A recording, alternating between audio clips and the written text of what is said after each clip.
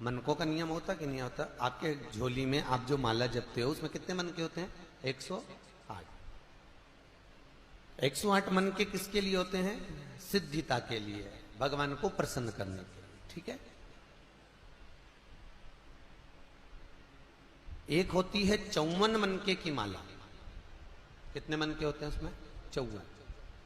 जब हमारा कोई काम अटक रहा है, हमारा कार्य कोई सिद्ध नहीं हो रहा, हमारा कार्य कुछ रह गया है और बहुत दिनों से अटका हुआ है, तो 54 मनके की जो माला होती है उससे भगवान का नाम जपना चाहिए, कार्य सिद्ध हो जाता है तुरंत। एक होती है 30 मनकों की माला।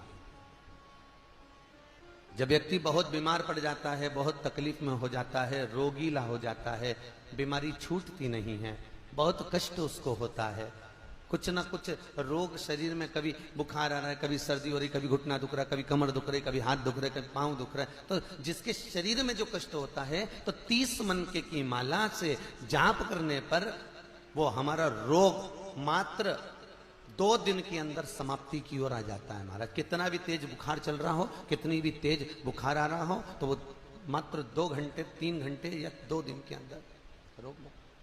30 मनके। एक होती है 15 मनके की माला। 15 मनके की माला कौन सी होती है? जब बच्चा किसी एग्जाम में बैठ रहा हो, नौकरी के लिए अप्लाई कर रहा हो, कोई सर्विस के लिए जा रहा हो, और वो नौकरी के लिए, सर्विस के लिए जब वो जाता है और बहुत एग्जाम में बैठ लिया तो भी सफल नहीं हो रहा, तो 15 मनके की माला से भगवान का कोई भी एक मंत्र जो आप स्मरण कर सकते हो, जिससे आपकी अच्छी पटे, उस भगवान का मंत्र बोलकर 15 मनके की माला से चले जाए, कार्य में सफलता प्राप्त हो जाती है। ऐसा उसको विद्वत्ता मिल जाती है। एक 7 मनके की माला भी होती है। आप लोग कभी संतों को देखना, वो उंगली में पहने रहते हैं, और उंगली में पहने बस वो हाथ में कहीं लपेट, कई लोग हाथ में लपेट देते, कहीं की हाथ में इतनी सी माला देखोगे 15 मनके की, किसी के हाथ में 20 मनके की, किसी संतों को देखना, कोई की माला छोटी सी होती है, यहाँ चढ़ जावे तो वो 15 मनके की, 20 मनके की, 30 मनके की, कोई की 7 मनके की होती है, उंगली में फंसाकर 7 मनके की माला जपते रहते हैं। 7 मनके की माला किस लिए होती है? तो कहा अपनी प्रतिष्ठा को पाने के लिए। कोई व्यक्ति आपका धन खाकर भग गया, कोई व्यक्ति आपका पैसा ले गया, कोई व्यक्ति आपका रुपया रख लिया, और वो व्यक्ति को तुम 50 बार बोल चुके, भैया मेरा पैसा दे दे, भैया मेरा पैसा दे दे, भैया मेरा रुपया दे दे, भैया मेरा धन दे दे, और वो व्यक्ति धन नहीं दे रहा, वो व्यक्ति पैसा नहीं दे रहा।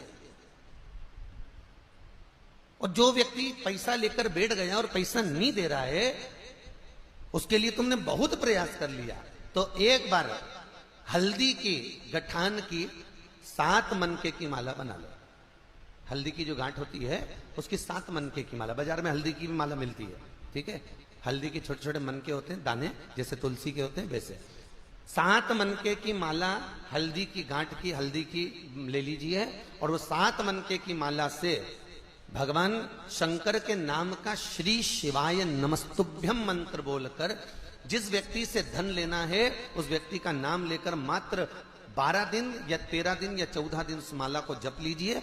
उसके बाद उसी माला को उंगली में पहनकर उसका तो उसके कंधे पर हाथ रख दीजिए या उससे हाथ मिला लीजिए, वो आपका पैसा आपके घर देकर जाएगा। मनकों में, माला में प्रबलता होती है। उसी तरह व्यासपीठ की परिक्रमा में प्रधानता होती है। हम कितनी परिक्रमा कर रहे हैं? यदि हम 108 परिक्रमा कर रहे हैं व्यासपीठ की, तो हमें सुख का अनुभव कराती है महाराज। आपका यदि कोई कार्य अटक रहा है और आप बहुत दिन से निवेदन कर रहे हो, तो भागवत की 54 परिक्रमा करना चाहिए। 54 परिक्रमा करने से आप जिस कार्य के लिए जा रहे हो, आप जिस काम के लिए लगे हुए, वो काम नहीं हो रहा, तो 54 परिक्रमा से वो कार्य सिद्ध हो जाता है महाराज। 54 परिक्रमा के अलग अलग प्रमाण हैं। जैसे बत्ती के प्रमाण है ना, आपको पहले भी कथा में कहा, गोल बत्ती देवताओं के सामने लगती है, लंबी बत्ती देवियों के सामने लगती है।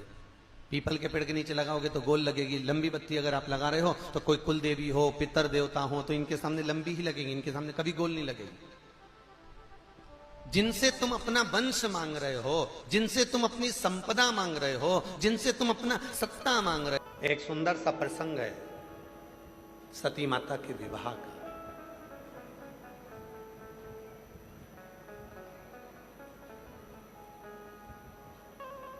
स्वयंवर रखा गया माता सती का दक्ष प्रजापति। और सती कौन?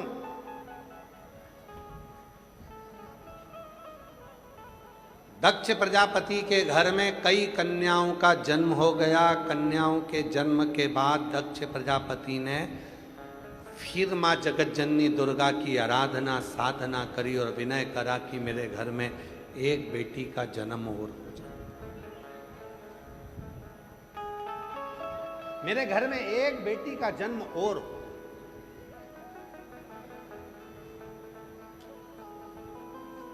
तब मां जगतजननी दुर्गा माता ने, जगतजननी मां वैष्णव रानी ने, मां जगतजननी दुर्गा भवानी ने, ज्वाला देवी ने, मां चिंतपूर्णी, मां मनसा, मां कांगड़ा, मां ज्वाला,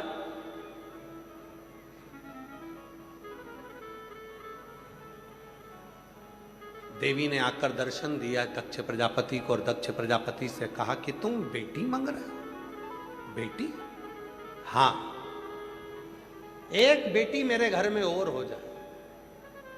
तुम्हारे घर में इतनी सारी बेटियों का जन्म हुआ और उसके बाद फिर बेटी मांग रहे हो? हां, मुझे एक बेटी और चाहिए।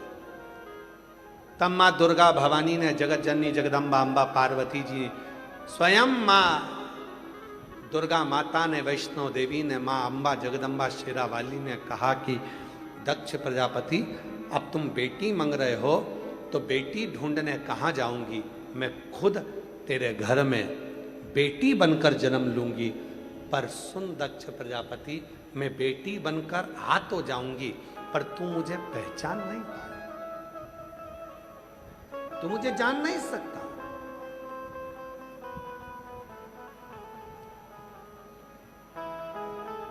एक बेटी को जानने के लिए पूरा जीवन निकल जाता है मनुष्य का, एक बेटी को जानने के।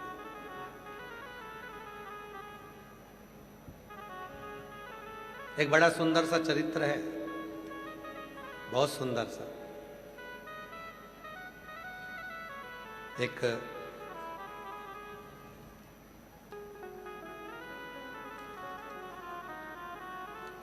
राजा हुए जिनका नाम था सुशांत। बहुत सुंदर चरित्र, थोड़ा ध्यान देना। सुशांत राजा बहुत धर्मपरायण थे, धार्मिक थे, धर्म के प्रति उनकी रुचि थी, धर्मपरायण थे। उनका नियम था, रात्रि के समय पर अपने घर से निकलते थे, कपड़ा मुख पर डाल लेते थे, चेहरा छुपा लेते थे, शरीर के कपड़े बदल लेते थे और अपना चेहरे का स्वरूप बदलकर अपने नगर में, अपने गांव में घूमते थे और देखते थे कि किसको क्या तकलीफ है और सुशांत राजा उसकी तकलीफ दूसरे दिन मिटा देते। ये नियम रोज का सुशांत राजा का ये नियम चलता था। एक दिन सुशांत राजा को मालूम पड़ा कि मेरे नगर में एक महिला रहती है। सुनना मेरी जीजियों, बड़ी सुंदर कथा है सुशांत राजा। मेरे नगर में एक स्त्री रहती है जिसका पति गलत संगत में पड़ गया और गलत स्त्री के साथ संगत में पड़कर वो चला गया अपनी पत्नी को छोड़कर। पत्नी को छोड़कर चला गया।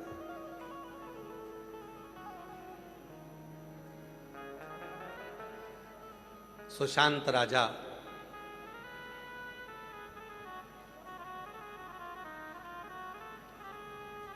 रात्रि को रूप बदलकर उस स्त्री के घर पहुंचे।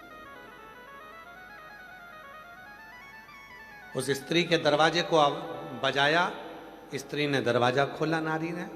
सुशांत राजा अंदर गए, रूप बदल कर गए थे तो रानी, वो सुशांत राजा को वो नारी पहचान नहीं पाई। सुशांत राजा ने कहा, तुम्हारा पति तुमको छोड़कर चले गया, गलत संगत में पड़ गया।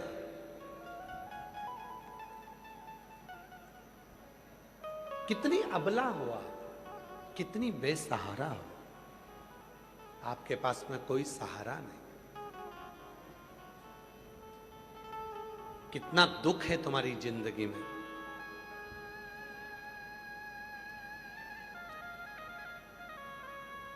हे देवी, आप कितनी कठिनाइयों में से गुजर रही हो और अकेली हो, बेसहारा हो, कितनी बेसहारा।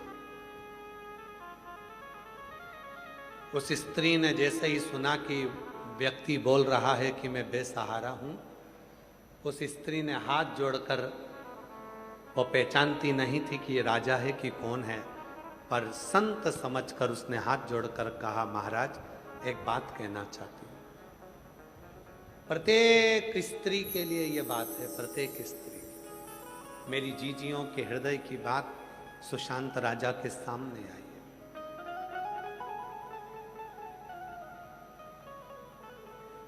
वो स्त्री नहीं समझी कि ये राजा है, वो स्त्री ने तो समझा कि कोई संत है, कोई साधु है, कोई तपस्वी है। हाथ जोड़कर स्त्री ने कहा, महात्मा जी एक बात कहना चाहती हूं कि आपने मुझको बेसहारा कहा। माना मेरा पति मुझे छोड़कर चला गया, पर स्त्री के साथ चला गया।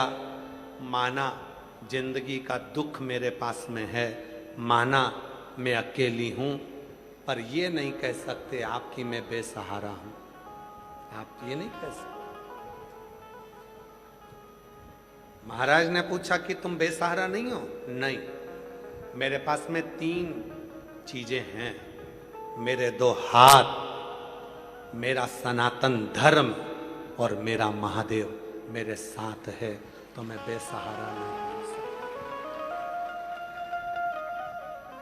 मैं बेसहारा नहीं हो सकती। मेरे ये 2 हाथ हैं, मेरा ये कर्म है। अगर पति छोड़कर चले भी गया तो मैं मेहनत करने में क्यों पीछे हटूंगी? मुझे अपने हाथों पर पूर्ण भरोसा है। मैं बेसहारा नहीं हूं। मेरे 2 हाथ हैं, मेरा सनातन धर्म मेरे साथ है और मेरा महादेव का साथ मेरे साथ है, तो मैं अकेली भी नहीं हूं और बेसहारा भी नहीं। राजा उसी समय पर अपने रूप को त्याग दिया और वह नारी से बोला कि गजब की स्त्री हो, पति इतना दुख देकर चले गया, पर स्त्री के साथ चले गया। तुमको गाली देता था, अपशब्द कहता था, ताने देता था, तुम्हारे ऊपर हाथ उठा लेता था, तुमको लातों से मारता था, उसके बाद भी तुम टूटी नहीं। स्त्री ने कहा, अकेली होती तो टूट जाती, पर मेरे साथ मेरा महादेव था, इसलिए टूट नहीं पाई, पूर्ण तरह से जुड़ी। मैं बेसहारा नहीं हूं।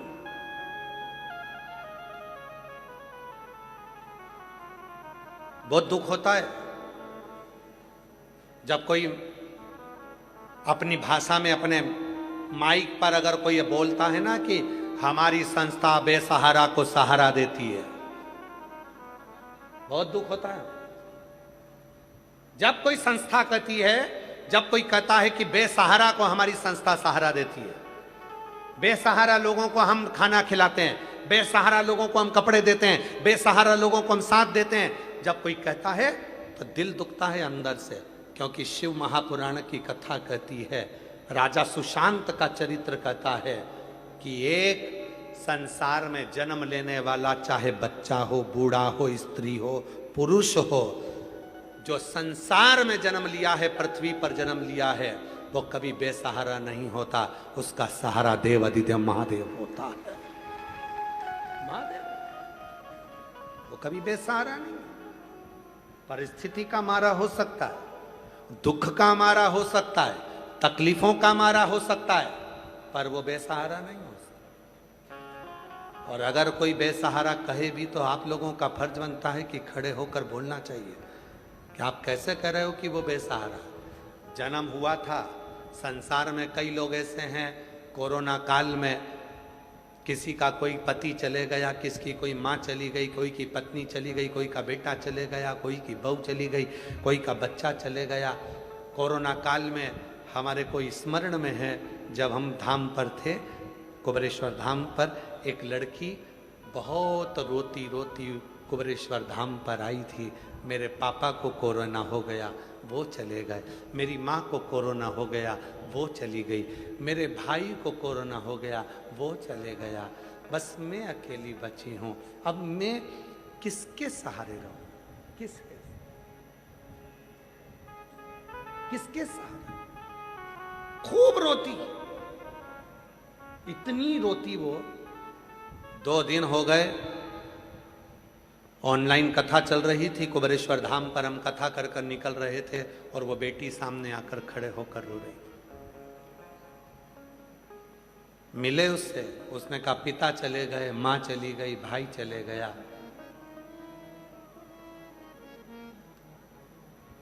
मैं बेसहारा हो गई। उस दिन उस बेटी से हमने खड़े रहकर केवल एक ही बात कही, बेटा संसार में जन्म लिया है, दुनिया का कोई भी चला जाए पर वो बेसहारा नहीं होता, क्योंकि उसका सहारा उसका महादेव स्वयं होता है। आप बेसहारा नहीं हो। भगवान ने आपको हाथ दिए हैं, विश्वास दिया है, भरोसा दिया है, दृढ़ता दी है। अपने बल को प्रबल करो, खुद आगे बढ़ो। और एक दिन वही बेटी जब अच्छी पोस्ट पर नियुक्त हो गई और जब वो मिलने के लिए आई, तब उसने कहा गुरुजी, अगर मैं अपने आप को अगर आज बेहद बेसहारा समझती होती तो दुनिया केवल मेरा फायदा उठाती, और आपने कह दिया था कि मैं बेसहारा नहीं हूं, मेरे साथ शिव रूपी सहारा। हम क्यों चुपचाप में रहता हूँ, दुनिया के आगे प्रभु चुपचाप में रहता हूँ। मेरा तू ही तो हमदर्द है, जिसे हर दर्द कहता हूँ। बोलो बोलो, मेरा तू ही तो हमदर्द है, जिसे हर दर्द कहता हूँ। दुनिया के आगे प्रभु चुपचाप में रहता हूँ। दुनिया के आगे प्रभु चुपचाप में रहता हूँ। मेरा तू ही तो हमदर्द है, जिसे हर दर्द कहता हूँ। मेरा तू ही तो हमदर्द है, जिसे हर दर्द कहता हूँ। एक विश्वास अपने भीतर, एक भरोसा अपने भीतर, एक दृढ़ता अपने भीतर। जब भरोसा, विश्वास, दृढ़ता भीतर होती है तो शिव जरूर मिलता है। अकेला ना समझे। कितना भी दुख आ जाए, कितनी भी तकलीफ आ जाए, कितना भी कष्ट आ जाए, अपने आप को अकेला ना समझे। मानकर चलना कि मेरे साथ शिव है, शिव है मेरे साथ।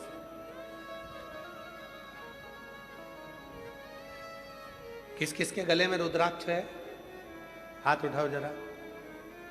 बहुत सारे हो, रखो रखो रखो रखो। एक लोटा जल चढ़ाने कौन कौन जाता है? सब जाते हो, रखो रखो।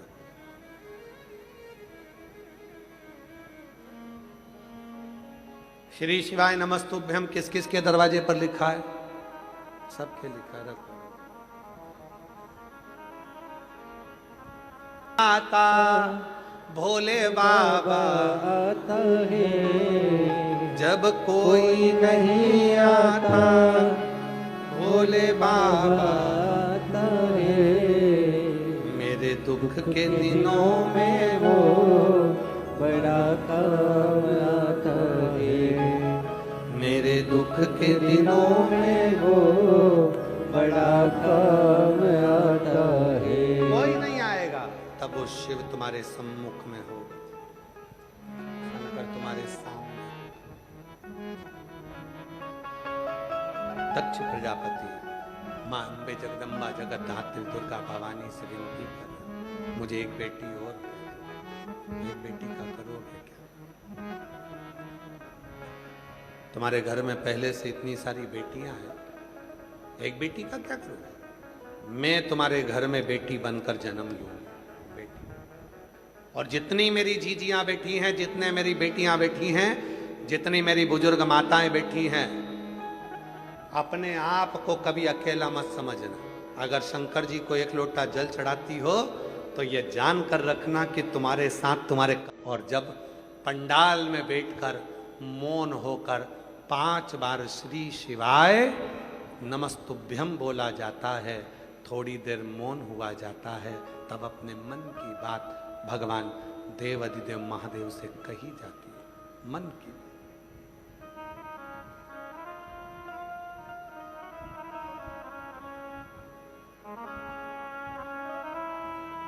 मन की बात।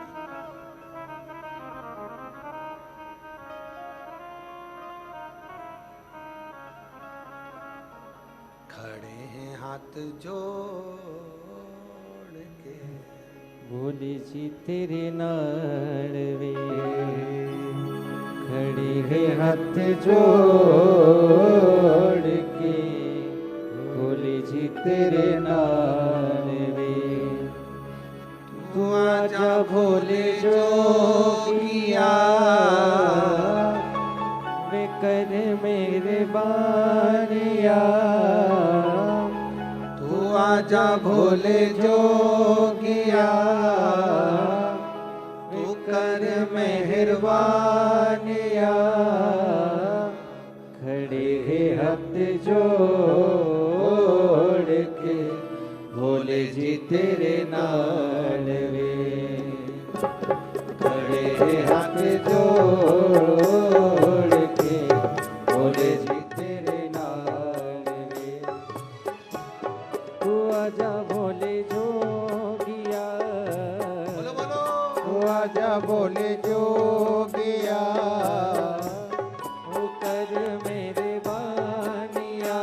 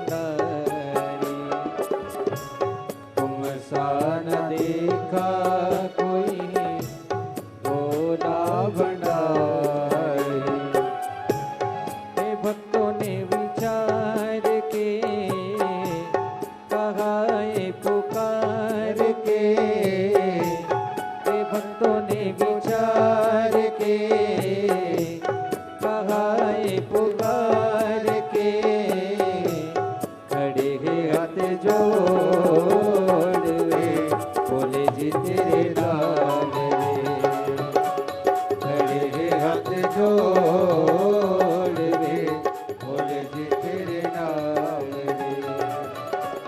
तू आजा भोले जोगिया, तू कर मेहरबानिया, तू आजा भोले जोगिया, तू कर मेहरबानिया, मेरे हाथ जोड़ के भोले जी तेरे नाम में। मेरे हाथ जोड़ के भोले जी तेरे नाम में।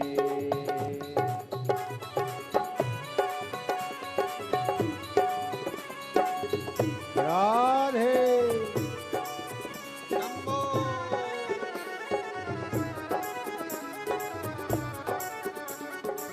राधे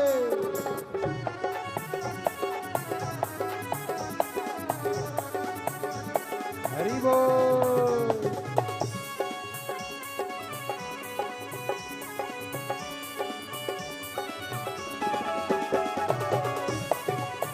राधे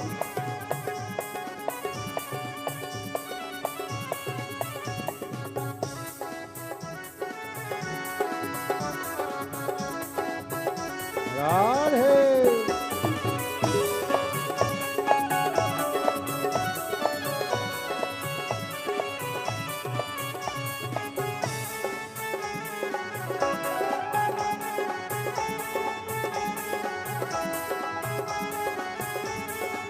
राधे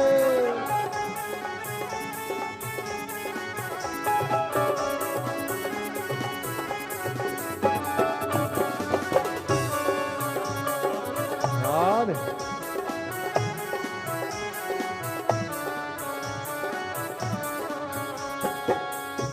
चंदा सजा गे भोले मस्तक पे तेरे, चंदा सजा गे भोले मस्तक पे तेरे, दुखड़े मिटाए भोले नाम से तेरे, दुखड़े मिटाए भोले नाम से तेरे।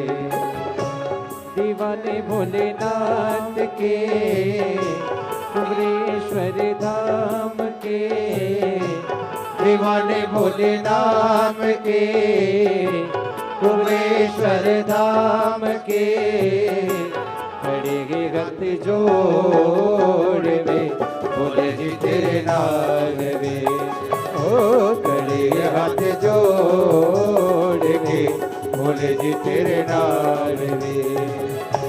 तू आजा भोले जोगिया, तू कर मेहरबानिया, तू आजा भोले जोगिया, तू कर मेहरबानिया, खड़े हाथ जोड़ के भोले जी तेरे नाम में। खड़े हाथ जोड़ के भोले जी तेरे नाम में।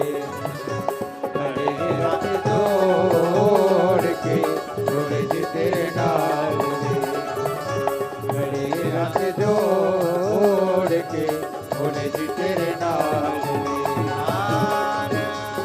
महादेव हर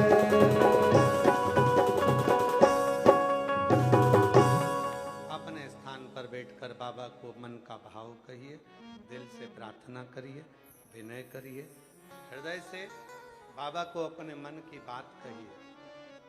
सभी लोग साथ में बोले, हृदय से प्रार्थना करें, विनय करें, निवेदन करें, दिल से विनय करें, प्रार्थना करें।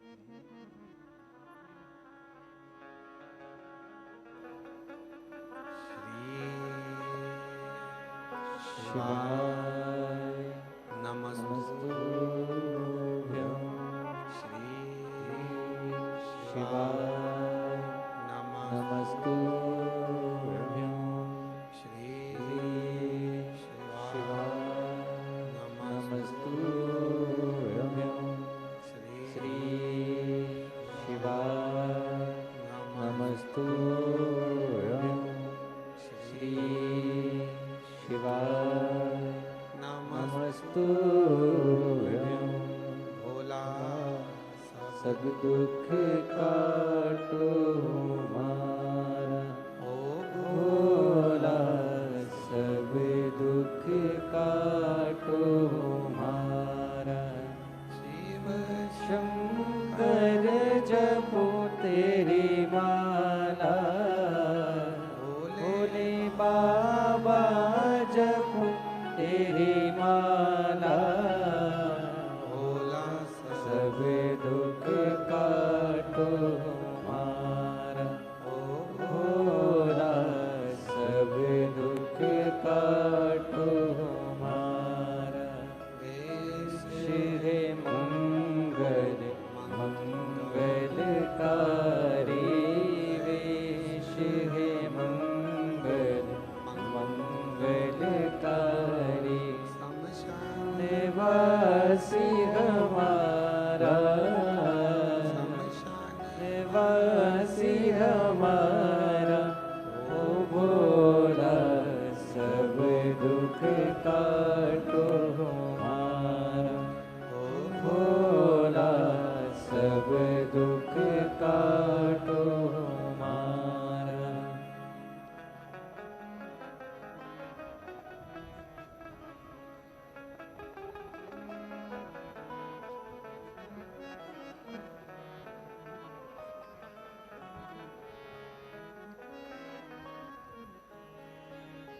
बाबा देवाधिदेव महादेव भगवान शिव वरदानी त्रिकालदर्शी कैलाश भगवान शंकर की कथा कहते हैं, शिव पुराण कहते हैं, शिव तत्व कहता है। माता सती के रूप में स्वयं जगत जननी जगदम्बा प्रकट हो जाती, स्वयं जगत जननी प्रकट हो।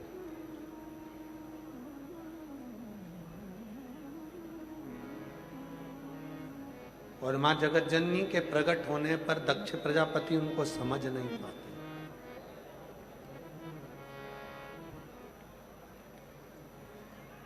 उनको समझना कठिन हो जाता।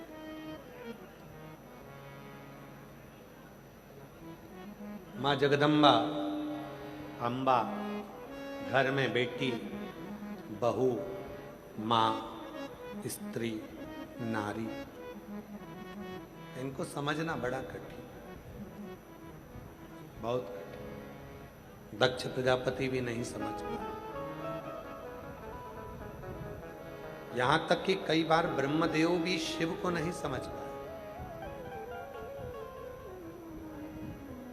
जब ब्रह्मा ही शिव को पवित्र कथा की दिव्यता प्रदान करे हैं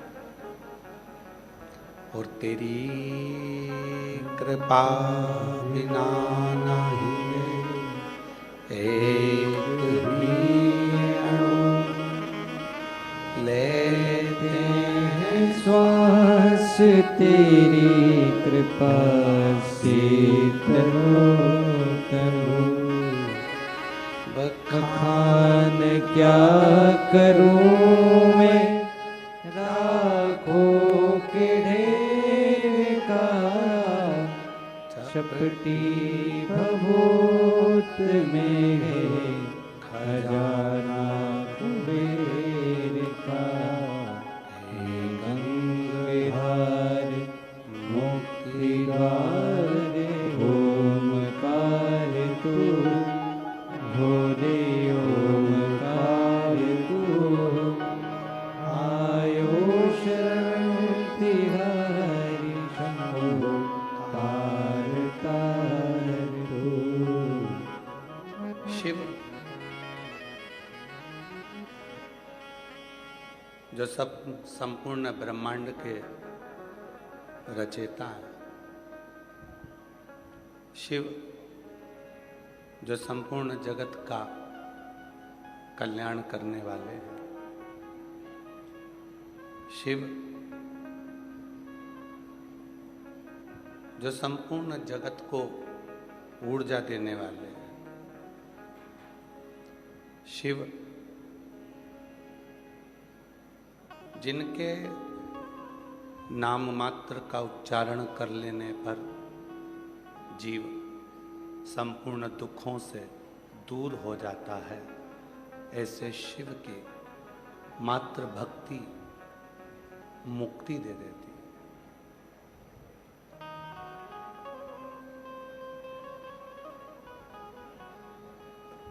ये जो दुनिया के लोग कहते हैं कि हम भगवान शिव के भक्त हैं, कई लोग कहते हैं हम भगवान शंकर के उपासक हैं,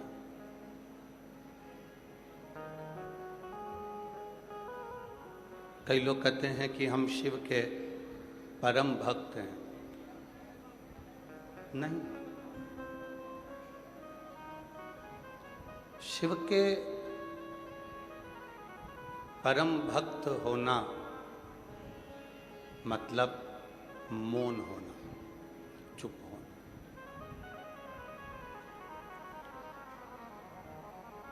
शिव के परम भक्त होना मतलब मौनता धारण करना,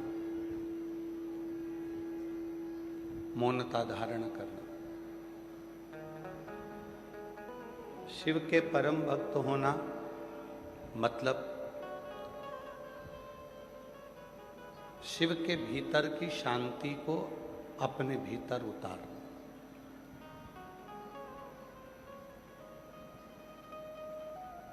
हम केवल चंदन लगा लें, रुद्राक्ष की माला पहन लें,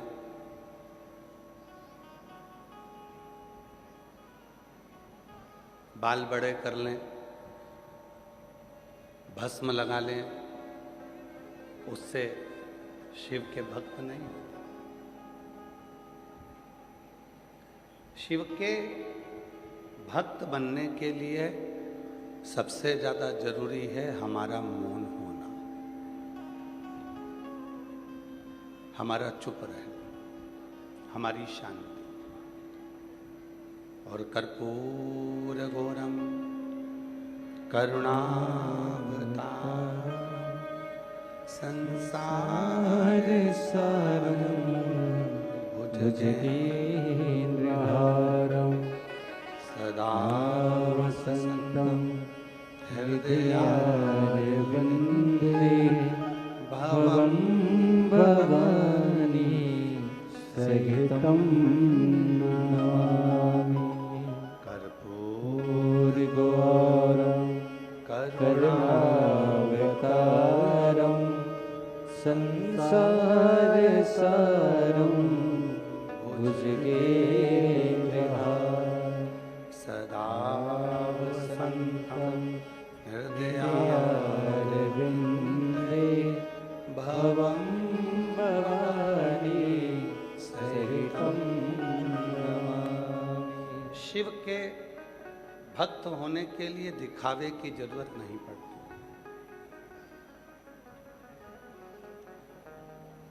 शिव उपासक होने के लिए दिखावे की जरूरत नहीं पड़ती। शिव उपासना के लिए दिखावे की जरूरत नहीं पड़ती। केवल भीतर शांति हो, मुख में शिव का नाम हो, अपने भीतर उस परमात्मा के नाम जाप का स्मरण हो, और कुछ है। आपके गले में रुद्राक्ष पड़ा हुआ है,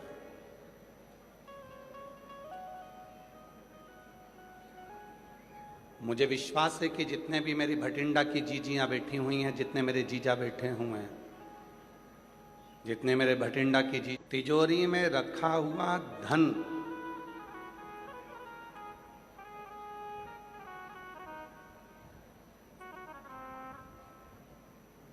हम किसी को दिखाते नहीं हैं। घर में बना हुआ भोजन हम किसी को दिखाते नहीं हैं।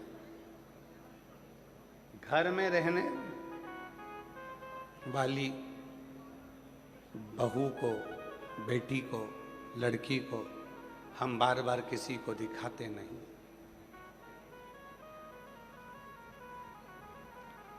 उसी तरह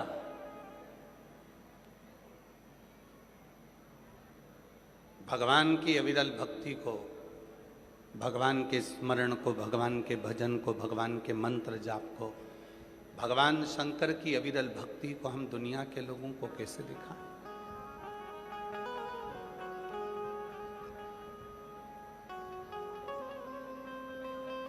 ये दिखाने का विषय नहीं है।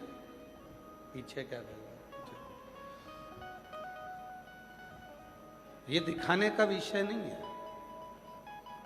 ये भजन का विषय, स्मरण का विषय, मंत्र जाप का विषय है, नाम जाप का विषय। जिस दिन तुम अपनी भक्ति को दिखाना प्रारंभ कर दोगे, उस दिन शंकर तुमसे बहुत दूर हो जाएगा, शिव आपसे बहुत दूर हो जाएगा। शिव महापुराण की कथा में आप कई सालों से कथा को श्रवण कर रहे हैं। हमें भी पूरे 30 वर्ष की कथा में कहीं पर भी आपको शिव महापुराण के भीतर कोई भक्ति का दिखावा सामने नहीं आया। अगर आएगा तो केवल मेरा भोलेनाथ ही सामने आएगा और उसका भजन ही सामने आएगा।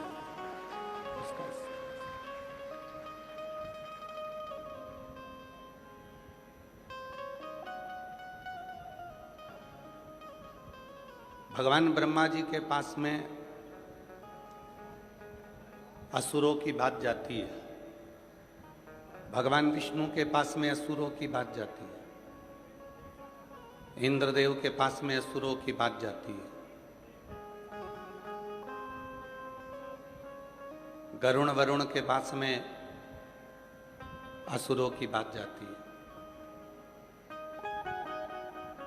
पर केवल एक देव अधिदेव महादेव ऐसे हैं जिनके कैलाश पर असुरों की बात नहीं जाती। कोई बात असुरों के,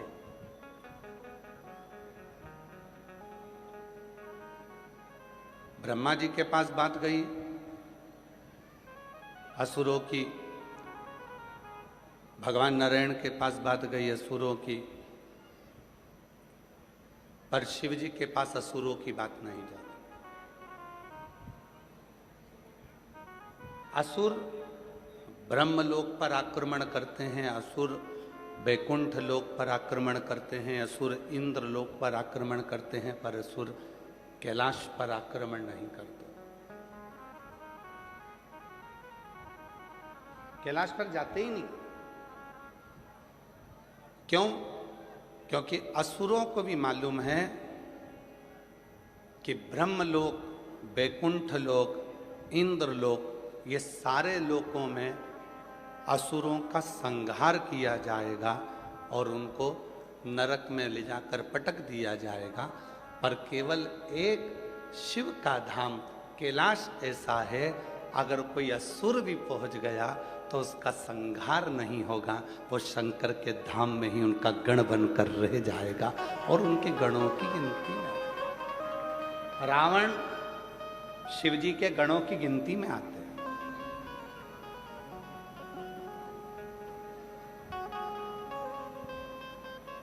एक एक असुर, गजासुर, वो भी शिव के गणों की गिनती में आ जाता है। भस्मासुर, वो भी शिव जी के गणों की गिनती में आ जाता है। एक एक असुर जितने भी हुए, जितने भी असुर हुए, वो सब भगवान शंकर के गणों की गिनती में आ गए। गणों क्यों? क्योंकि मेरा भोले बाबा एक ऐसा भोलेनाथ, मेरे शिव ऐसे हैं, पापी से पापी जीव को भी वो तार देते हैं और अपना बनाकर अपनी शरणागति में रख लेते हैं। वो शिव, वो शिव।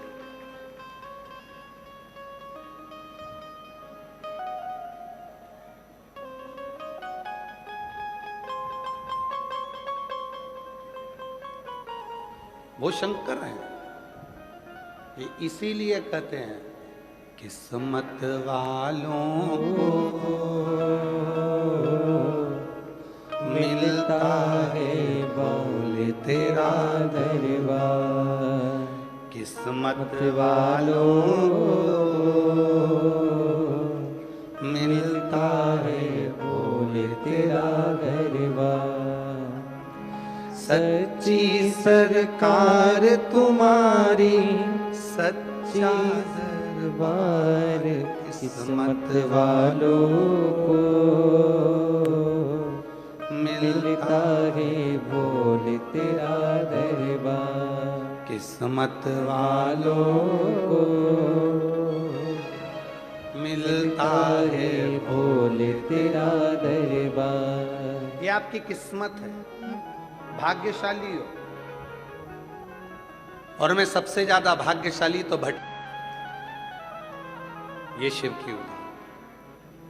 किस्मत वालों को मिलता है बोले तेरा दरबार। किस्मत वालों मिलता है बोले तेरा दरबार।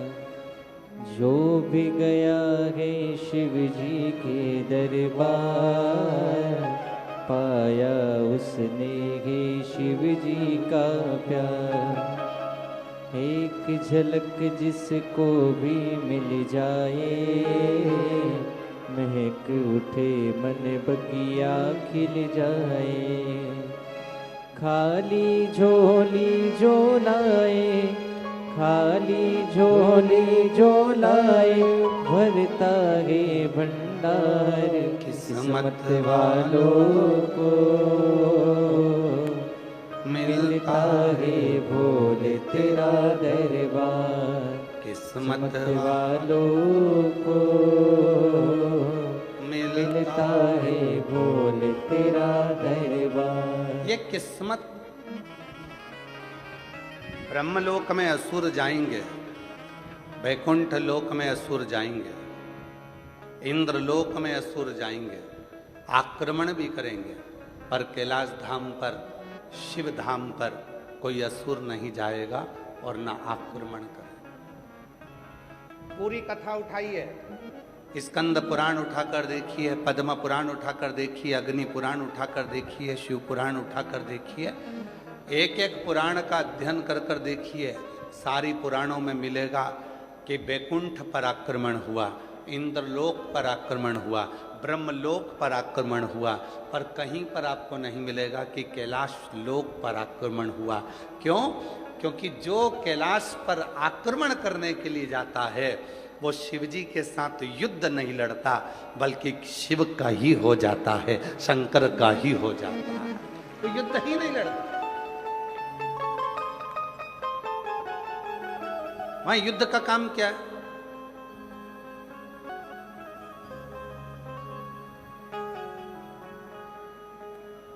एक बार देवऋषि नारद जी ने तुमरुका जी से जाकर कहा, है तुमरुका, इतने सारे असुर देवलोकों पर आक्रमण करते हैं और शिवजी मौन होकर, चुप होकर, शांति से बैठे रहते। इतने असुर आक्रमण कर रहे हैं और शिवजी मौन होकर बैठे हुए हैं। कारण क्या? तुमरुका जी ने कहा जितने भी असुर आक्रमण करते हैं, भगवान शंकर को नहीं मालूम कि वो असुर क्या कर रहे हैं। उनको तो कोई जाकर बताएगा कि असुर आक्रमण करे हैं, तब शिव को मालूम पड़ेगा कि असुरों ने आक्रमण करा। घर में, परिवार में जो घर के अंदर बहुत भोला सा व्यक्ति होता है, बहुत सरल सा व्यक्ति होता है, पूरा शिव की तरह कोई व्यक्ति प्रत्येक घर के अंदर, प्रत्येक घर में शिव जैसा एक ना एक व्यक्ति जरूर होता है जो फालतू के लफड़े में पड़ता ही नहीं है। उसको मालूम ही नहीं है क्या हो रहा है क्या नहीं हो रहा है। उसको तो अपने दुकान जाना है, ऑफिस जाना है, काम करना है, व्यापार करना है, व्यवसाय करना है और अपने कर्म में लगे रहना है। बाकी के उसे कोई मतलब नहीं कि क्या हो रहा है। आग लगे बस्ती में, आवाज तो बोलो, अपन रहो मस्ती। क्या किसको रोइए, चादर तान के, उसे मतलब ही नहीं। और ऐसा नहीं कि केवल कैलाश पर शिव है। आप अपने घर में भी देखो, अपने घर में अगर 10 सदस्य हैं, 5 सदस्य हैं, 8 सदस्य हैं, 4 सदस्य हैं, 6 सदस्य हैं, उन 6 सदस्य में, उन 4 सदस्य में, उन 8 सदस्य में एक ना एक शंकर जरूर होगा। एकदम भोला, कोई मतलब नहीं, आएगा, खाएगा, जाएगा, सोएगा, अपना काम करेगा और अपनी मस्ती में रहेगा। और दिन भर मम्मी कहती रहेगी अरे ऐसा हो गया, पापा कहेंगे वैसा हो गया, बहन ने कहा ऐसा हो गया। वो कहे क्या टेंशन लेती ना तू, क्या चिंता। बोला, उसे मालूम है मैं बोल भी दूंगा तो कोई फर्क नहीं पड़ना, अगर मैं कुछ कह भी दूंगा तो कोई फर्क नहीं पड़ना, अगर मैं गुस्सा कर भी लूंगा तो कोई फर्क नहीं पड़ना है। तो उसको मालूम है मम्मी ने तो पहले से बोल के रखा होगा कुछ ना कुछ, पापा जी ने भी कुछ ना कुछ बोला होगा, बहन ने भी कुछ ना कुछ बोला होगा, भाई ने भी कुछ ना कुछ बोला होगा। तो जो घर का शंकर होता है, घर का जो शिव होता है, वो बोलता ही नहीं है। उसको तो एक ही मतलब है, ला रोटी ला, क्या बनाया, लाओ जल्दी से भोजन करा, चाय बना ला, जा चाय बनाई, भोजन करा। और पत्नी बोल भी रही है, तुम कुछ जवाब दोगे? पति कहता रोटी अच्छी बनी है। तुम कुछ बोलोगे? बहुत बढ़िया, जोरदार। वो कुछ शिव है, शंकर, उसे कोई मतलब, वो तो अपनी भक्ति में, अपने भजन में, अपने स्मरण में डूबा हुआ। देव ऋषि नारद ने कहा क्या शिवजी को असुरों के बारे में मालूम नहीं? भगवान तुमरुका जी ने कहा। तुमरुका जी कहते हैं नारद, शिव जी इन सब असुरों को कभी भी स्मरण नहीं करते। शिवजी मौन रहकर शांति पूर्वक बैठकर अपने तप साधना में लगे रहते हैं। अगर कोई जाकर बताए कि असुर ऐसे हैं तो शिव स्वीकार करते हैं कि यह असुर ऐसा।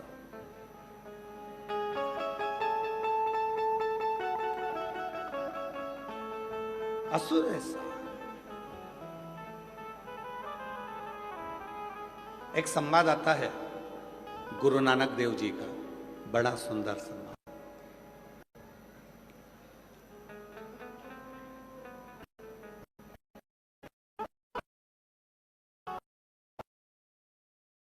चौदह है गुरु नानक देव जी की।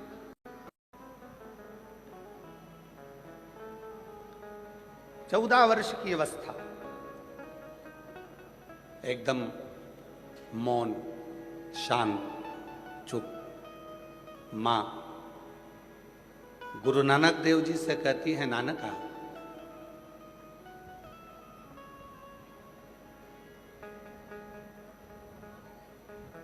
मैंने तुझको 13 किलो अनाज लाने के लिए भेजा था, चावल लाने के लिए भेजा था, तू लेकर आया क्या? गुरु नानक देव जी की 14 वर्ष की अवस्था है और नानक जी आकर चुप खड़े हो गए। मां ने पूछा, नानका हुआ क्या तुझे? तुम मौन क्यों है?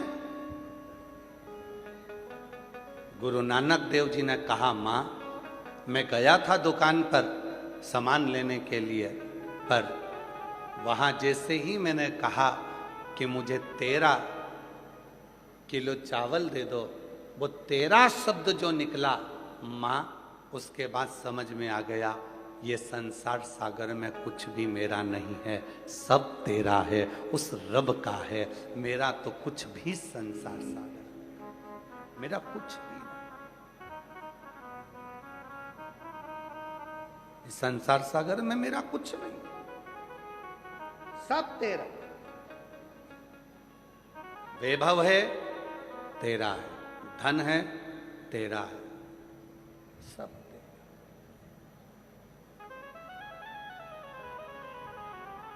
बस 14 वर्ष की अवस्था में गुरु नानक देव जी ने वो 13 के आंकड़े को ऐसा पकड़ा कि गुरु नानक देव जी महाराज के मन में ये बैठ गया कि ये संसार सागर को ये बता देना है कि ये संसार कुछ भी मेरा नहीं, सब उस रब का है, उस परमात्मा का है, मेरा कुछ नहीं। प्रभु आपकी कृपा से सब काम हो रहा है, भोले आपकी कृपा से सब काम हो रहा है।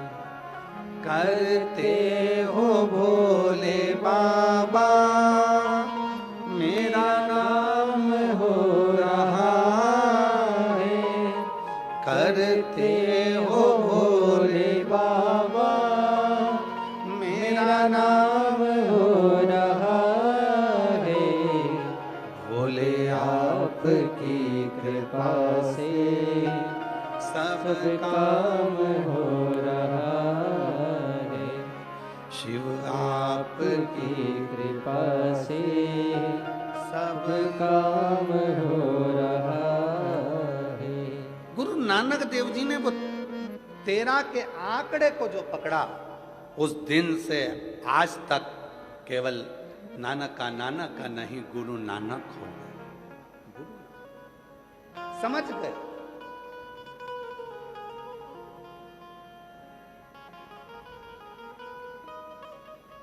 और गुरु नानक देव जी के वो शब्द आपकी जिंदगी में होना चाहिए। गुरु नानक देव जी की वो वाणी आपके हृदय में होना चाहिए।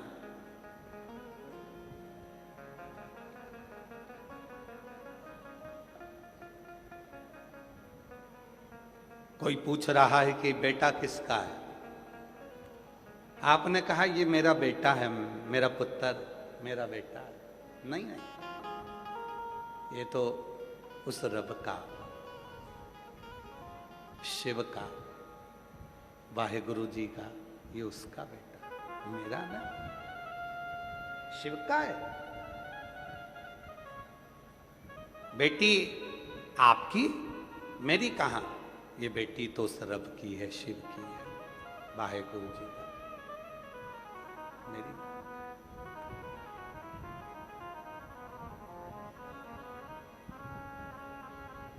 ये धन, ये दौलत, ये संपदा, ये वैभव, ये कुर्सी, ये पद, ये प्रतिष्ठा, सब मेरा कुछ भी नहीं है, सब उसी का है। उसने तो मुझे बस लाकर बिठाया है कि तुझे संभाल, ये मेरा नहीं।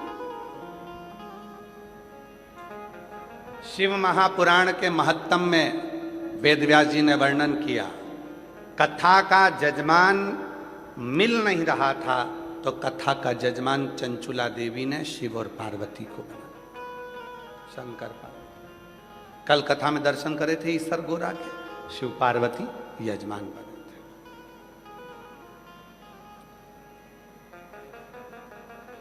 कथा बांचने वाला कोई नहीं मिल रहा था। चंचुला देवी देवऋषि नारद जी के पास जाकर बोलती हैं कि आप कथा कर दो। देवऋषि नारद जी ने कहा मैं कथा नहीं कर सकता क्योंकि मुझे श्राप लगा है, मैं एक जगह पर बैठ नहीं सकता, इसलिए मैं कथा नहीं बांच सकता। हाँ, कथा सुनने के लिए आऊंगा।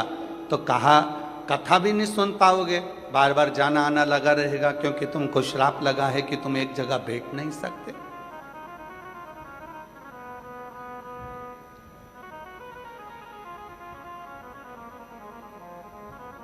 तो कथा कौन बांचेगा?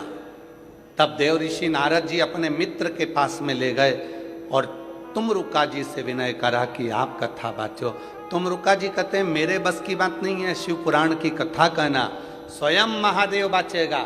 इसलिए तुमरुका जी का नाम तुमरुकेश्वर महादेव हो गया। तुमरुका जी शिव का एक आनंद भाव लेकर कथा के रस तत्व को बांचना प्रारंभ कर। जजमान कौन बना? शिव पार्वती। कथा कौन बांच रहा है? शंकर जी। कथा कौन सुन रहा है? शिव जी। अब कथा करवा कौन रहा है? तो कथा करवाने के लिए चंचुला देवी से पूछा गया क्या तुम कथा करवा सकती हो? चंचुला देवी कहती है मेरी सामर्थ्यता नहीं कि मैं शिव पुराण की कथा को करवा। शंकर जी बैठे हैं, शालिग्राम जी बैठे हैं, हम तो उन भगवान के लिए भोजन तैयार करते हैं और वो भोजन जब भगवान पा लेते हैं तो उस भोजन में ऐसा स्वाद आ जाता है, स्वयं प्रसाद बन जाता है। ये उनके हृदय का भाव। आज हमें विकास जी बता रहे थे तो हमने कहा कि ये भीतर जो शिव बैठा, भीतर जो शंकर बैठा, ये उसकी प्रसन्नता, ये उसकी आनंद।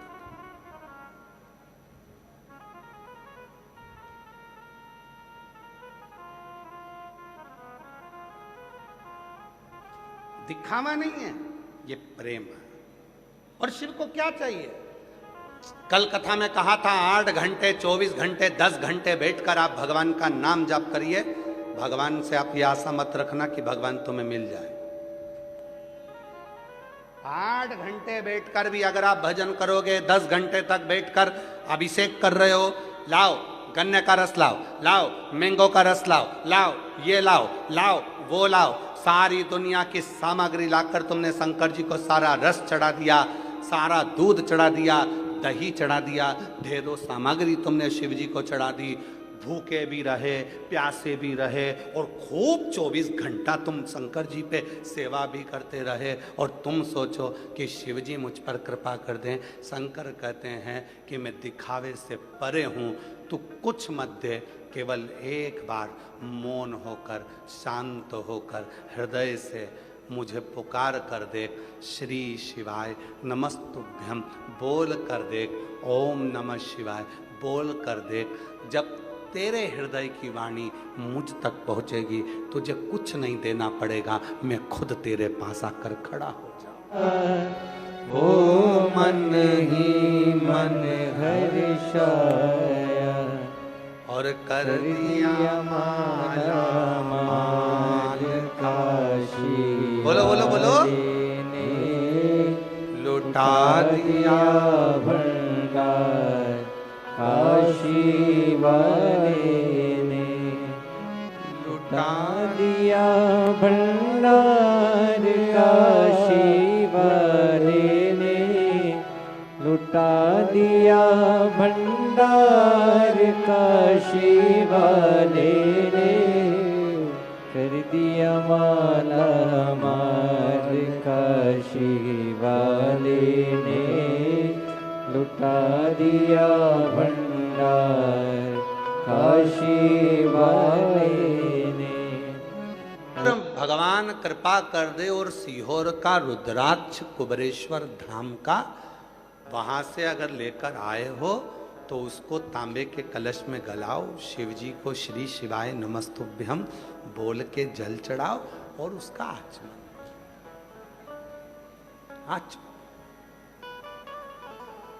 पियो।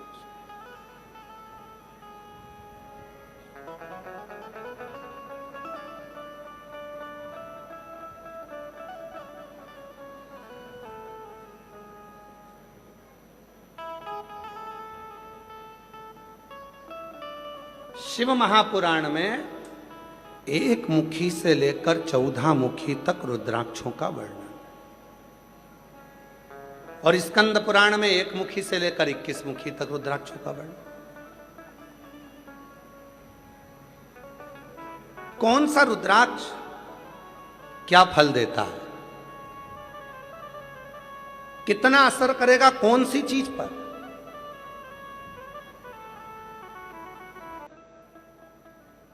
अभी इसके बाद तो एक अनुष्ठान है बाबा का, इसलिए कथा को थोड़ा सा पीछे की ओर लिया, कुबरेश्वर धाम का। तो उस अनुष्ठान में हम रहेंगे, तो बीच में छुट्टी ली है थोड़ा, और उसके बाद में एक कथा हम प्रयास करेंगे कि ऑनलाइन उसमें आपको 1 मुखी से लेकर 14 मुखी और 1 मुखी से लेकर 21 मुखी कौन सा रुद्राक्ष किस स्थान पर रख दिया जाए कि उसकी वहां पर ऊर्जा इतनी तीव्र रहे कि व्यक्ति के जीवन के सारे दुखों का नाश होना प्रारंभ हो जाए। प्रयास करेंगे कि उस कथा को जनमानस तक भेजा जाए, उस कथा को मन करे तब अपने धाम जाकर बाबा को जल चढ़ा सकते हैं। शिव तत्व, शिव की प्राप्ति का केंद्र बिंदु है आपका एक विश्वास, एक भरोसा।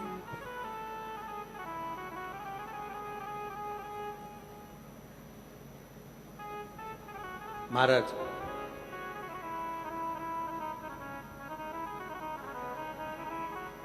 दुनिया के जितने मंत्र हैं, दुनिया के जितने तंत्र हैं, दुनिया के जितने भी श्लोक हैं, दुनिया के जितने भी शब्द हैं, दुनिया के जितने अक्षर हैं, दुनिया के जितने संगीत हैं, दुनिया के जितने स्वर हैं, दुनिया के जितने नाद हैं, वो किसी और के दिए हुए नहीं हैं, मेरे महादेव के दिए हुए हैं, मेरे शिव के दिए।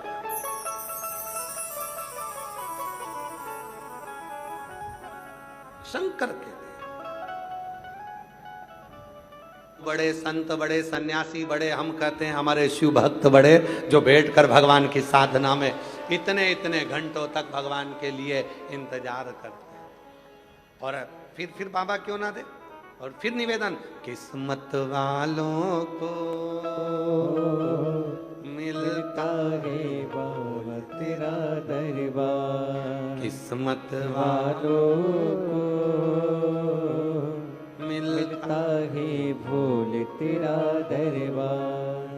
सच्ची सरकार तुम्हारी, सच्चा तेरा दरबार, किस्मत वालों को मिलता है भोले तेरा दरबार, किस्मत वालों को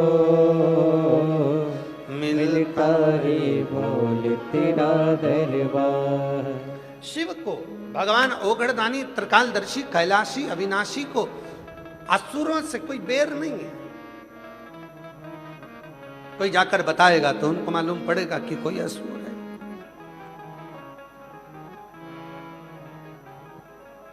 शिव असुर देखते ही नहीं। भगवान ओगड़दानी असुर नहीं देखते। मेरे शंकर भगवान आपको असुर तत्व नहीं देखेंगे। मेरे शिव तो केवल आपको आपके भीतर का एक छोटा सा जो गुण होगा, जो भी आपके भीतर छोटा सा भी गुण होगा, मेरा शिव उसी को देख लेगा, बस उसी को।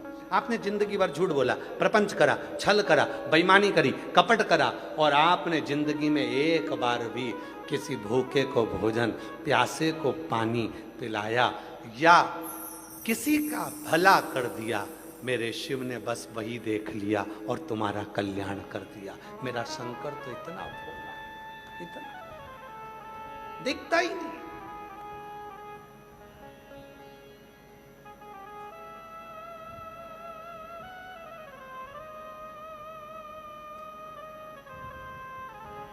उसने विचार ही नहीं करा। शिव तत्व कह रहा है, भगवान शंकर की कथा कर रही है, शिव महापुराण की कथा कहती है। कल आपको कथा में कहा था, एक तरफ गंदगी पड़ी है, एक तरफ 500 का नोट पड़ा है, एक तरफ गंदगी पड़ी है, एक तरफ सोना पड़ा है, एक तरफ गंदगी पड़ी है, एक तरफ चांदी पड़ी है, एक तरफ गंदगी पड़ी है, एक तरफ हीरा पड़ा है। आप गंदगी से निगाह फेर लोगे, पर अगर सोने जैसी कोई चमकदार चीज दिख गई तो उसको 3 से 4 बार देखोगे, सोना ही है। 3 से 4 बार उसको देखोगे, सोना ही है, हीरा ही है, चांदी है। उसको देखोगे, बारंबार देखोगे। बस मेरे शिव भी ऐसे हैं, वो गंदगी नहीं देखते, वो अवगुण नहीं देखते। आप कैसे हो, कहां जा रहे हो, क्या कर रहे हो, शिव को मतलब नहीं। शंकर तो केवल कहते हैं कि अपने प्राण छूटने से पहले जो मैंने तुझे मानव देह दी है, इस मानव शरीर का सदुपयोग करना। भूखे को भोजन, प्यासे को पानी, जय बाबा बर्फानी, उसका स्मरण करना कभी मौका मिल जाए। तुम्हारे मोहल्ले में, तुम्हारी कॉलोनी में, तुम्हारी सोसाइटी में, तुम्हारे नगर में, तुम्हारे क्षेत्र में, तुम्हारे परिवार में अगर कोई शिक्षा अध्ययन करना चाहता है, उसके पास एजुकेशन का पैसा नहीं है, उसको शिक्षा अध्ययन कराना। तुम्हारे सोसाइटी में, तुम्हारी कॉलोनी में, तुम्हारे मोहल्ले में, तुम्हारे नगर में, तुम्हारे क्षेत्र में अगर कोई बीमार है, दवाई का पैसा नहीं है, तो उसको दवाई कराना। शास्त्र कहता है अगर कोई भूखा है तो उसको भोजन कराना, और अगर कोई प्यासा है उसको पानी पिलाना। ये जीवन का एक सुख है, जीवन का।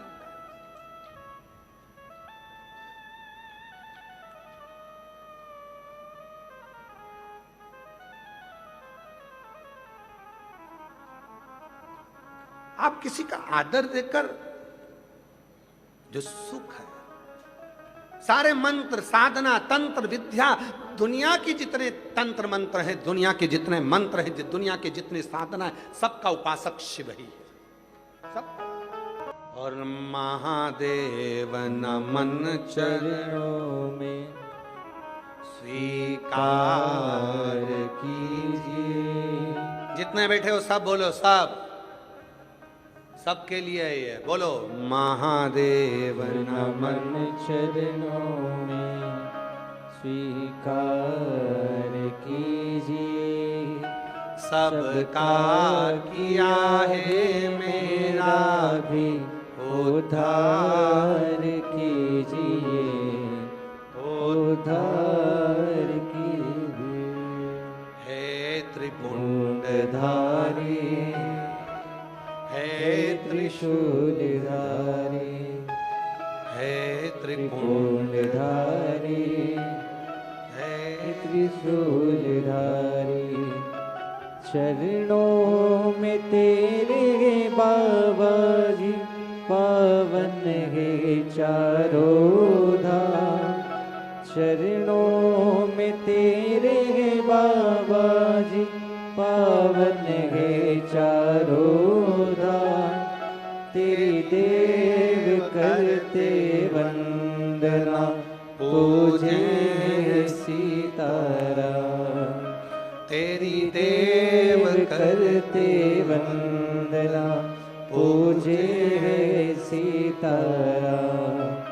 हो जाए पूरी कामना, बोलो बोलो, जाए पूरी कामना।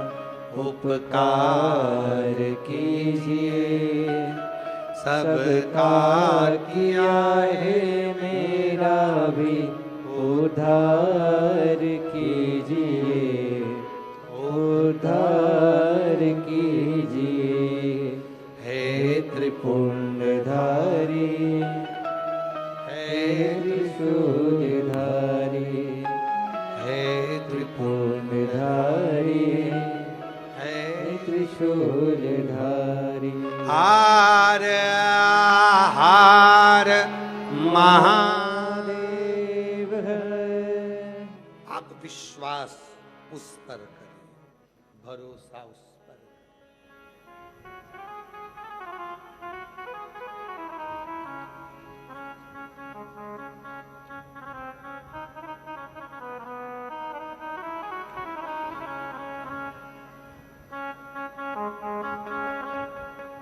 एक भरोसा,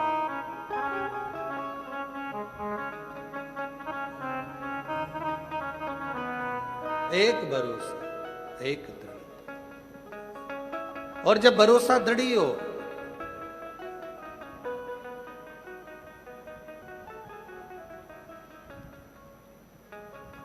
चूके ना अजी, चूके ना, चूके ना ओ जी, चूके ना, चूके ना कोई तेरा काम रे, भजल गौरापति को। चूके ना कोई तेरा काम रे, भजल गौरापति को। चूके ना कोई तेरा काम रे, भजल गौरापति को। चूके ना कोई तेरा काम रे, भजले गौरापति को। गोरापति को भजले गोरापति को। गौरापति को भजले गौरापति को।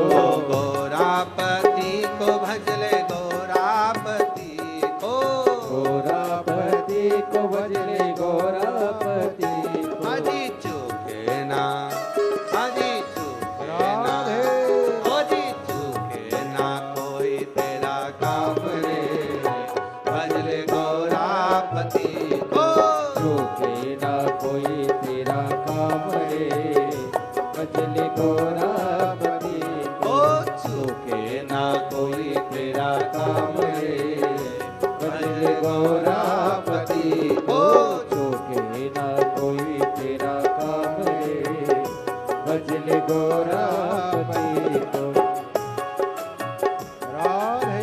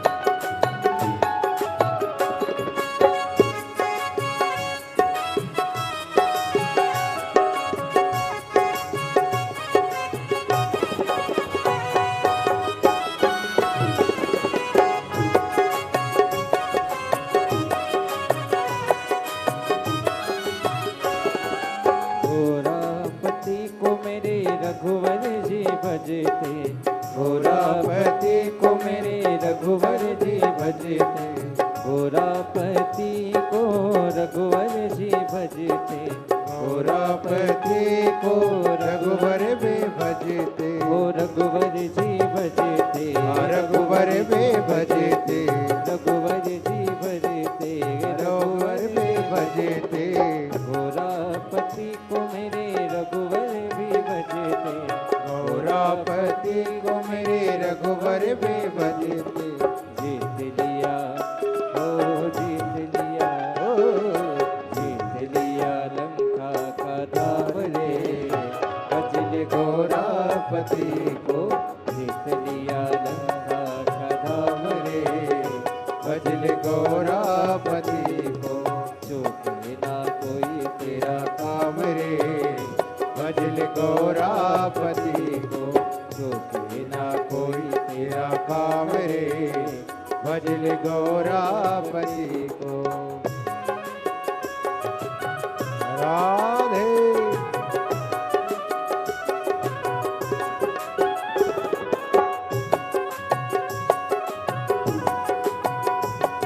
राधे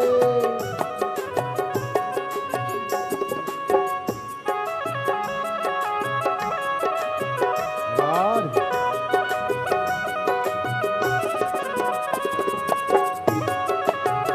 राधे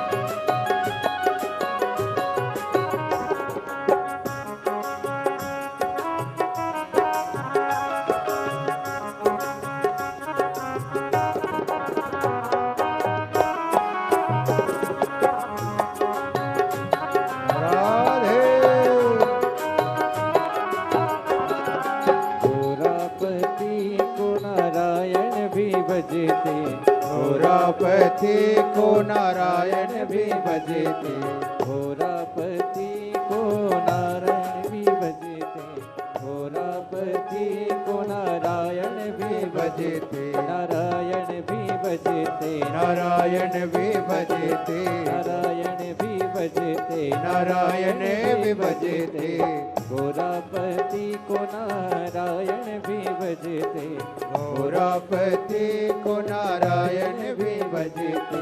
मिल गया हो, मिल गया हो, मिल गया हो, मिल गया, मिल गया वैकुंठ धाम रे, भजले घोरापति को, मिल गया वैकुंठ धाम हो, भजले घोरापति को, चूके ना कोई तेरा तेरा काम रे, भजले घोरापति को, चूके ना कोई तेरा काम रे, भजले घोरापति को। घोर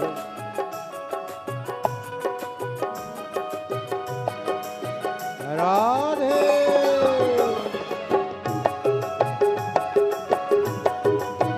हरि बोल।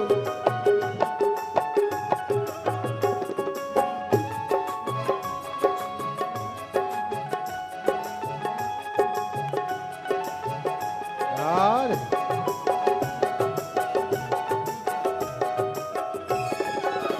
जय हो राधे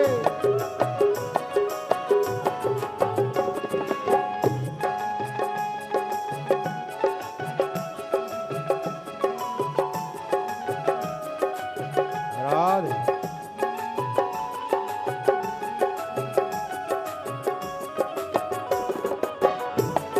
जय हो राधे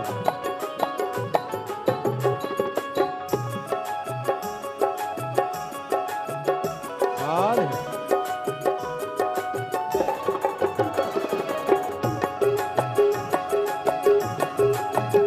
राधे राधे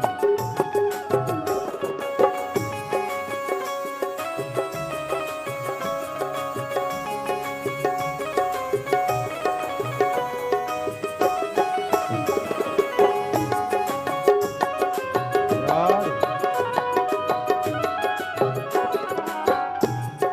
पति को मेरे कान्हा जी बजते, घोरापति को मेरे कान्हा जी भजते, घोरापति को मेरे कान्हा भी बजते, घोरापति को मेरे कान्हा जी भजते, ओ कान्हा भी बजते, कान्हा जी भजते, कान्हा भी बजते, ओ कान्हा जी भजते, घोरापति को मेरे कान्हा भी बजते, घोरापति को मेरे कान्हा भी भजते।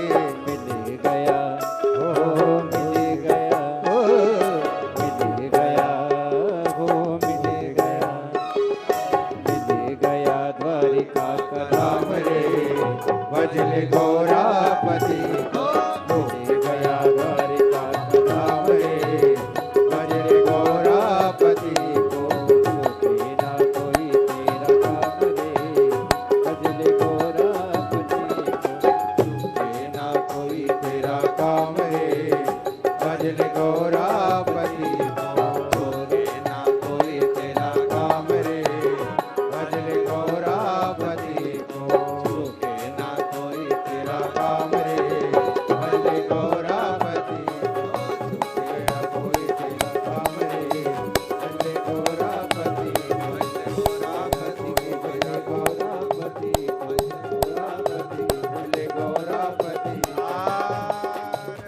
महादेव हर।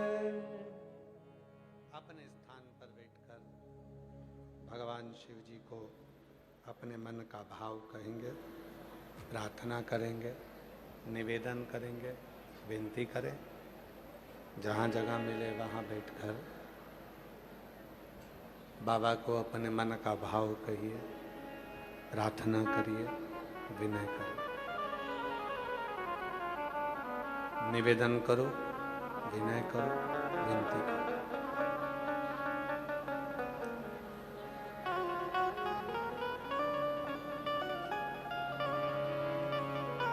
बाबा को अपने मन का हृदय का भाव अवश्य करो, प्रार्थना करो,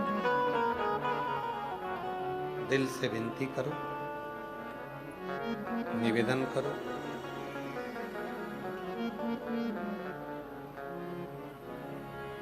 हृदय से प्रार्थना करो।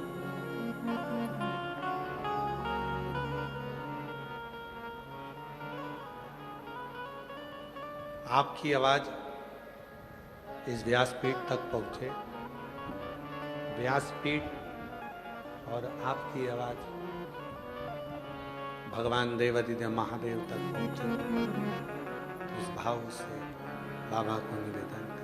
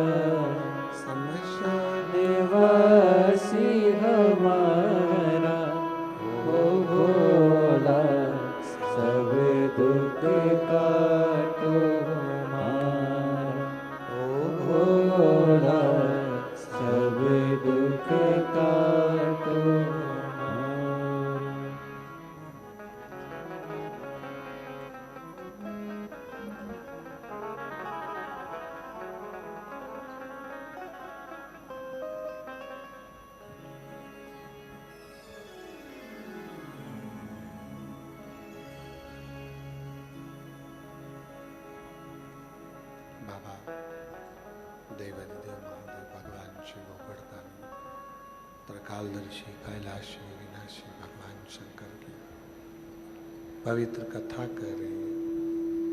शिव महापुराण की कथा वर्णन कर रही है, शिव तत्व कर रहा है।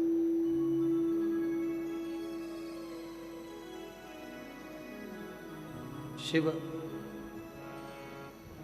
असुरों के अवगुण ना देखते हुए उनके गुण देख लेते।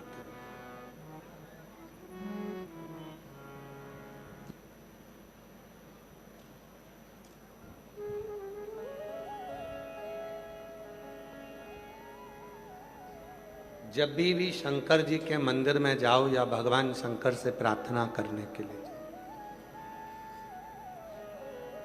तो उनसे कहा करो, धन देना, प्रतिष्ठा देना, यश देना, वैभव देना, संतान देना, संतति देना, बुद्धि देना, सब कुछ देना, पर उसके साथ में 3 चीजें जरूर देना। पहला, चेहरे की मुस्कुराहट। दूसरा, पेट में भूख भोजन की। और तीसरा, पलंग पर नींद जरूर देना। ये 3 चीजें बहुत जरूरी। 3 चीजें, धन देना, दौलत देना, संपदा देना, सत्ता देना, वैभव देना, सब कुछ दो भोलेनाथ, पर उसके साथ में ये 3 चीजें जरूर दो। क्या क्या? पहले नंबर पर जम के बोलो, चेहरे की मुस्कुराहट। आवाज नहीं आई, जम के बोलो। पहले नंबर पर। दूसरे नंबर पर पेट की भूख। भोजन करूं मैं, भूख लगे, पचे, ऐसा मेरा पेट, भूख देना। कई बार धन बढ़ जाता है, वैभव बढ़ जाता है, सत्ता बढ़ जाती है, धन, संपदा, सुख सब बढ़ जाता है, तो चेहरे की स्माइल चली जाती है और भूख चली जाती है। भूख ही चली, भोजन ही नहीं।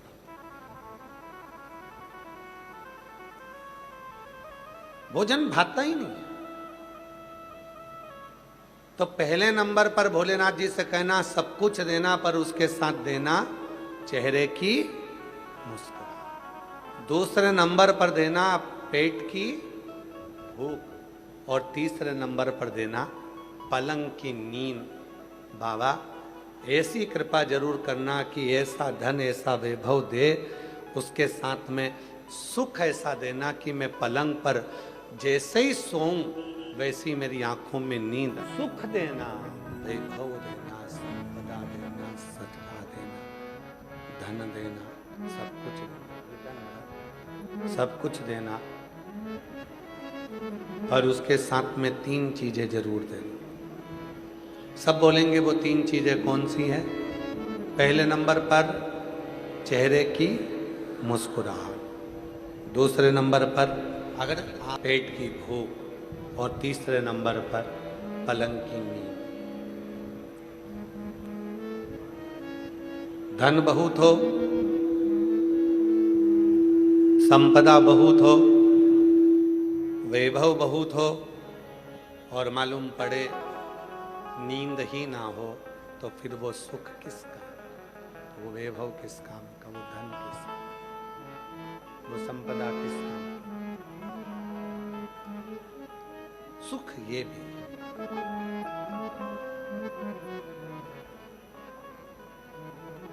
और चौथे नंबर पर एक चीज और मांग लेना भोले बाबा से कि हमारे भीतर शंका का जन्म ना हो। भीतर शंकर आए पर शंका ना।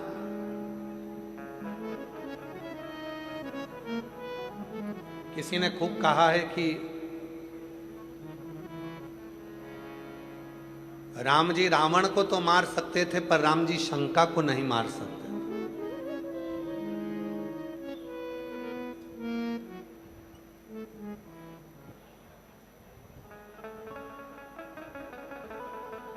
रावण को मारना आसान है,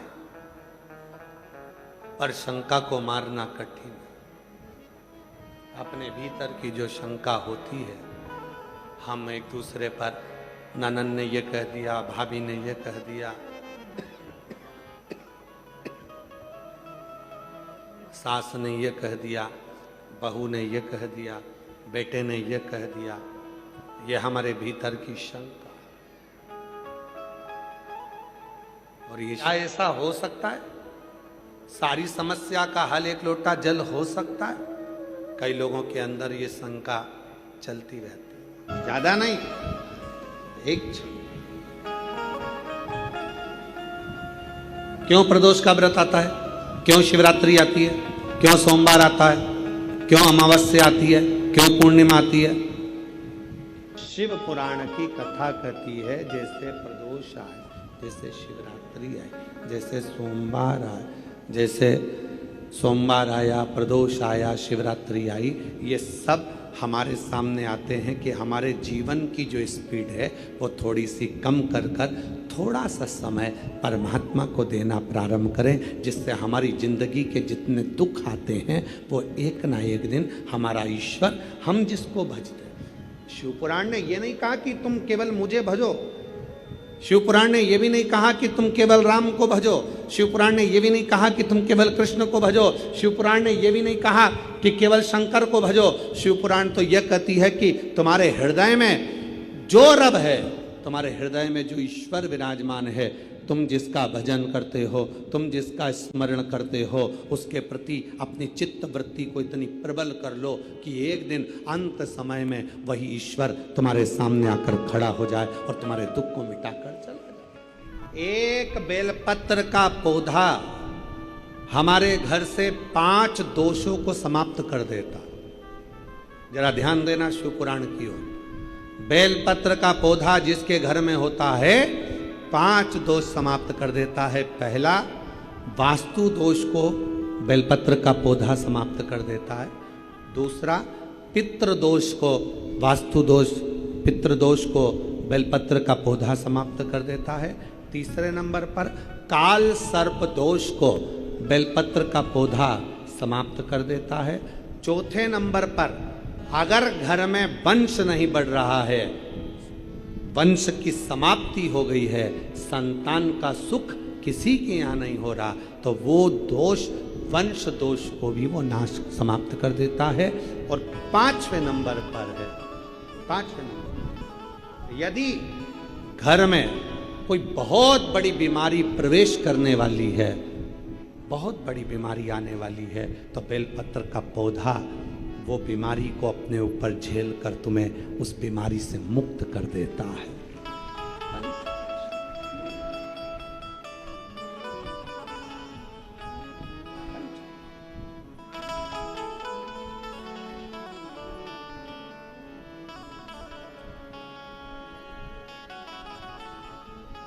बेलपत्र का पौधा कई दोषों के निवारण के लिए मूल होता है। इसीलिए कहते हैं जब कोई बहुत तकलीफ में आ जाओ, बहुत कष्ट में आ जाओ, बहुत परेशानी में आ जाओ, हर